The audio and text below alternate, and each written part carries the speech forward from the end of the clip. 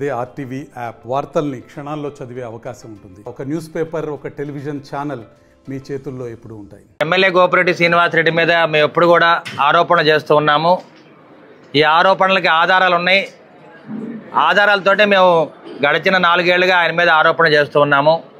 మరి ఇటువంటి కార్యక్రమంలో ఎమ్మెల్యే గోపిరెడ్డి శ్రీనివాస్ రెడ్డి ఆరోపణలు ఆధారాలు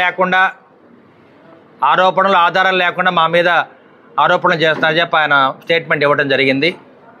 అదేవిధంగా మన నరసరావుపేట ప్రతిపక్ష నేత అరవింద్ బాబు మీద డిఫెమేషన్ సూట్ కూడా వేయటం జరిగింది ఎమ్మెల్యే గోపిరెడ్డి శ్రీనివాస్ రెడ్డి.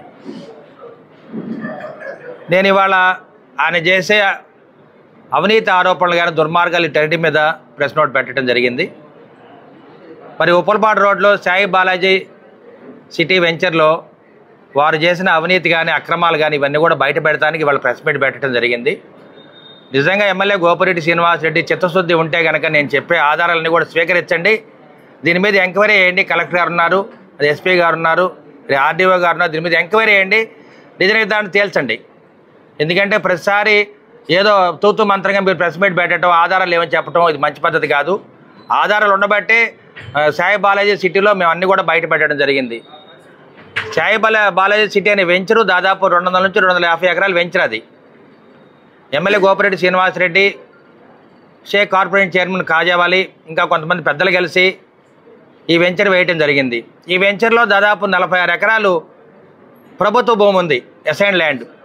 ఈ అసైన్ ల్యాండ్ మొత్తాన్ని కూడా కలుపుకొని వారు వెంచర్ వేయడం జరిగింది. ప్రతి ఎకరం కూడా 5 కోట్లకు అమ్ముకోవడం జరిగింది. ఇది నిజం. దీని మీద ఆధారాలు మా దగ్గర ఉన్నాయి. ఎందుకంటే సర్వే నెంబర్ సహా నేను ఇక్కడ తీసుకురావడం జరిగింది. 146 ఎకరాలకు కూడా సర్వే నెంబర్లు 175 నుంచి 196 దాకా సర్వే నెంబర్లు ఉన్నాయి. ఉప్పలపాడులో చంద్రమౌళేశ్వరి టెంపుల్ అని ఒకటి ఉంది. అక్కడ ఏ వెంచర్లో అయితే వెంచర్ వేశారో అక్కడ ఒక టెంపుల్ ఉండేది.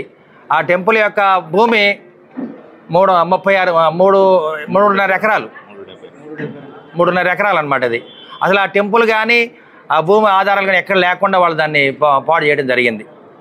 అదేవిధంగా ఎన్ఎస్పి కాలువ దాదాపు 6 ఎకరాలు, బళ్ళు పోవడానికి దారులు ఉన్నాయి, అవి కూడా 9.5 ఎకరాలు. అదేవిధంగా కుంట భూమి ఉంది, కుంట భూమి కూడా 6 ఎకరాలు ఉంది. అంటే ఈ వెంచర్లో ఇవన్నీ కూడా గవర్నమెంట్ అసైన్ ల్యాండ్ అనమాట. దీన్ని అంతా కూడా ఆక్రమించుకొని ప్లాట్లు వేసుకొని వాళ్ళు అమ్ముకోవడం జరిగింది. అదేవిధంగా మిగులు భూమి ఉంటుంది. మిగులు భూమి దాదాపు 14 ఎకరాలు ఉంది. ఇవన్నీ కూడా ఆధారాలతో మేము బయటపెట్టడం జరిగింది. అదేవిధంగా కొమ్మరి, వడ్రంగి, ఈనాం భూములు ఇవన్నీ కూడా 16 ఎకరాలు ఉంది. అంటే ఇవన్నీ కూడా మీడియా వాళ్ళకి తెలియదు, ప్రజలకు తెలియదు. కానీ ఆర్డీఓకి, ఎంఆర్ఓకి, కలెక్టర్ గారికి, ఎమ్మెల్యే గారికి వీళ్ళందరికీ కూడా తెలుసు. అదేవిధంగా చంద్రమౌళేశ్వరి దేవాలయం భూమి ఒకటి ఉంది, అది 3.5 ఎకరాలు. ఈ మొత్తం కలిపి 46 ఎకరాలు. ఈ పూర్తి ఆధారాలతో మేము తీసుకురావడం జరిగింది. ఇవన్నీ కూడా మీడియా వాళ్ళు చూడొచ్చు.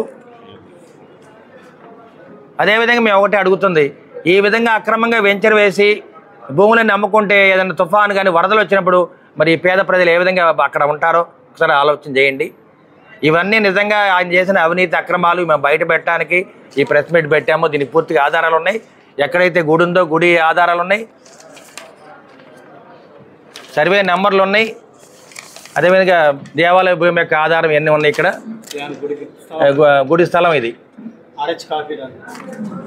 అదేవిధంగా RH కాపీ ఉంది, దేవాలయం భూమిది. RSR నెంబర్ దేవాలయం భూమిది. దీంట్లో ఒక్కటి అబద్ధం ఉన్నా కానీ ఎమ్మెల్యే గోపిరెడ్డి శ్రీనివాస్ రెడ్డిని మరి ప్రెస్ మీట్ పెట్టమనండి, దీని మీద ఆధారాలు చూపించమనండి, ఎంక్వైరీ చేయమనండి. మేము అడిగేది ఒకటే, ప్రభుత్వ భూమి ఎమ్మెల్యే ఆక్రమించుకొని వీల్లేదు. ఆయన చేసే అవినీతి ఈ విధంగా ఎన్నో ఉన్నాయి. ఇట్లాంటి ఇవాళ సాయి బాలాజీ సిటీ వెంచర్దే మేము బయట పెట్టాము. ఇంకొక రోజుకొకటి బయట పెడతాము. ఎన్నెన్ని అక్రమాలు చేశారు, ఎన్నెన్ని అవినీతి పనులు చేశారు. ఇతను ఒక భూ బకాసురుడు. ఇతని అవినీతి అక్రమాలు చూసే వైసీపీ నాయకులు కానీ వైసీపీ కార్యకర్తలు కానీ ఇతను అసహించుకొని దూరంగా వెళ్ళిపోవడం జరిగింది. మీడియా వాళ్ళు కూడా గుర్తించాలి, ఇది ప్రజలకు తెలియజేయాలి. ఎమ్మెల్యే గోపిరెడ్డి శ్రీనివాస్ రెడ్డి కూడా అందజేయండి, కావాలంటే కలెక్టర్ గారికి, ఆర్డీఓ వాళ్ళందరూ కూడా అందజేయండి. దీని మీద ఎంక్వైరీ చేయమనండి. మేము అడిగేది ఒకటే, పేదల భూములు గవర్నమెంట్ భూమి ఈ విధంగా అన్యాక్రాంతం అయితే మేము ఊరుకోవడానికి వీల్లేదు. ఇది పేద ప్రజలకు ఇవ్వాల్సింది. తప్పనిసరిగా దీని మీద న్యాయం జరగాలని కలెక్టర్ గారికి మెమోరాండం ఇచ్చాము, ఆర్డీఓకి ఇచ్చాము. ఇవన్నీ చేయడం జరిగింది. ఎమ్మెల్యే గోపిరెడ్డి శ్రీనివాస్ ఇవన్నీ చూసుకోమనండి. నిజంగా దీంట్లో నిజాలు ఉన్నాయి. ఆధారాలు ఉన్నాయి, సిగ్గుతో తల వంచుకోవాలి. బయటకు వచ్చి ప్రస్తుతం మాట్లాడటం కాదు. నువ్వు చేసిన అవినీతి పనులు ఎన్నో ఉన్నాయి, ప్రతి ఒక్కటి కూడా రోజు ఒకటి బయట పెడతాము. నువ్వు ఛాలెంజ్గా తీసుకో, మేము దీన్ని ఛాలెంజ్ విసురుతూ ఉన్నాం. చరిత్రలో ఇటువంటి అవినీతి పరుడు కానీ దుర్మార్గుడు అక్రమాస్తులు కూడబెట్టే నాయకుడు ఎవరు లేరు.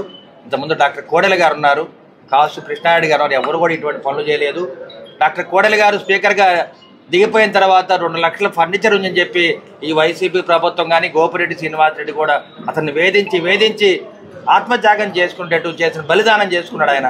ఈయనంటే కారణం కూడా గోపిరెడ్డి శ్రీనివాసరెడ్డి, వైసీపీ ప్రభుత్వం. దీనికి ప్రజలు సరైన రీతిలో బుద్ధి చెప్తారని చెప్పి మీడియా ముఖంగా తెలియజేస్తున్నాను.